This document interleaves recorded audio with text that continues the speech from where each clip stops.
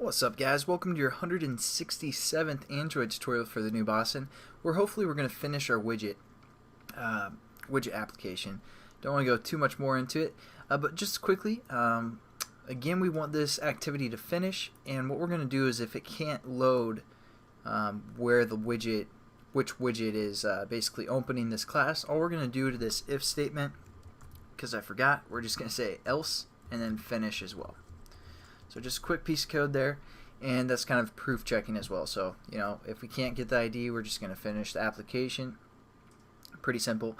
And in this tutorial, what we're going to do is we're going to be able to open an activity just based off of a button for the widget. So it's going to be a little bit different than we would if we were just creating a regular activity where we set up an intent and we just say start activity.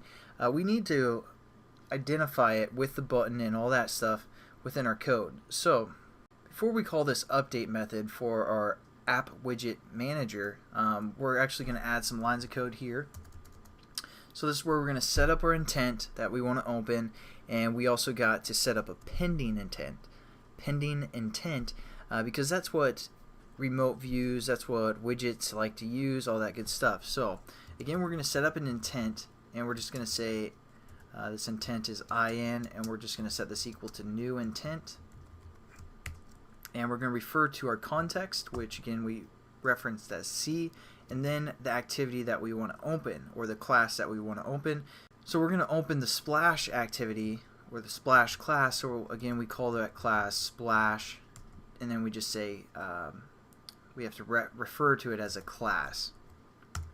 So that's kind of similar concept that we've done previously. Yeah, nothing new. And it might have been a while though. But now we're going to set up something called a pending intent, and we're just going to call this PI for pending intent. We're going to set this equal to the pending intent class, and we're just going to say dot get activity, and it takes four things within its parameters: a context, which we're going to say C, a request code, which we're just going to say 0, and intent, which we're going to refer to the intent we just set up, which we called in, and the flags as 0 as well. So that's new. This is something, you know, that we use with widgets, pending intents. And now all we have to do is we have to set our on-click, our on-click listener basically to the button that we have in our widget. So it's going to be kind of similar. Again, we set up this remote views, and this is how we set our text view. Now all we're going to do is set our on-click listener for our button. So what we're going to do is we're going to refer to our views, which is a remote view, and then we're just going to say set on-click pending intent. And you're like, oh, pending, yeah. What's up with all these pending intents? Well, that's just the way that the widgets like to work. I don't know, they're kind of weird, but we're just going to go with it. And then all we have to do is refer to our button within our widget layout. So we're just going to say r.id.button widget open is what we called that reference. And we need to pass in the pending intent, which we set up here called PI. And there we go. And again, our app widget manager is going to update everything according to the ID and this remote views that we set up. And again, all we're doing is setting up an intent of the class that we want to open, and we're setting up a pending intent, which is going to kind of just refer everything to the context and to the intent that we want to open. And then we just have to set our on-click listener. You can think of it that way, but it's called on-click pending intent to that button, widget button, and the application that's going to open. So, and all we need to do is we need to set a result. So what we're going to do is we're going to set up a new intent, and we're going to call this result, something like that. We're going to set this equal to new intent as well.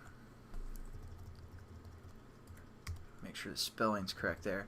And then what we're going to do is we're going to say result, and all we got to do is we got to put extras in, just like when we were working with the bundles a while ago, or put extra I should say. When we were working with those bundles, we're just returning some data back to the app or the widget that called this class. So what we want to return is the app widget manager and dot extra, and that's just going to be basically the key value, or the key reference, and it's going to just refer to the app widget ID for this, this activity. Then we're going to return the value as the ID that was being passed into the class and all that good stuff.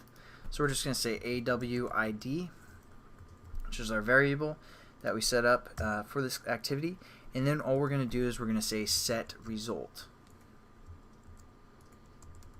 Oops. Set result. And we're just going to say, yeah, everything's okay. If you guys remember again when we worked with bundles, we got to tell it, yeah, everything's fine, and then we're also going to say result. That's the intent that's being passed back. So that's basically how this works.